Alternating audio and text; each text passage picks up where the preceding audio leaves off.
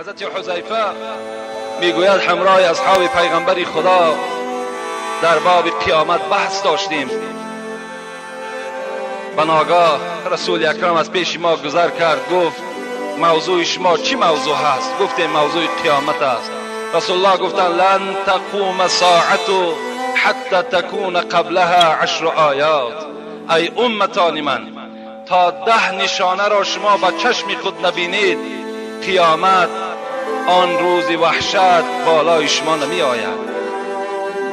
که آن چی بود؟ یکم طلوع آفتاب بود، از جانب مغرب به جانب مشرق حرکت میکنند.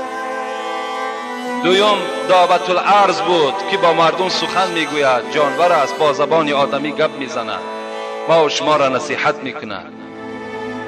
سیوم دخان بود، دوده بود که 40 روز در روی زمین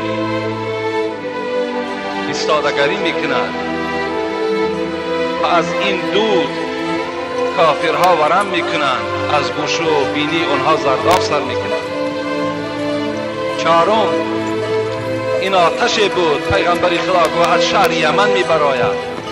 اگر شب در کجای باشین، روز در کجای باشین، این آتش همراه شماست.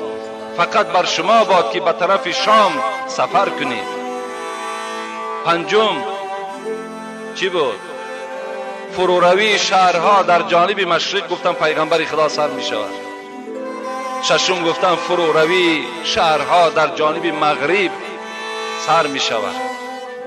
هفتم گفتن فروروی زمین ها در جزیره های عرب سر می شود. اینا هم نشانه های قیامت است. هشتم پیغمبر خدا گفتن دجال می براید. نهم گفتن حضرت عیسی پایان می شود.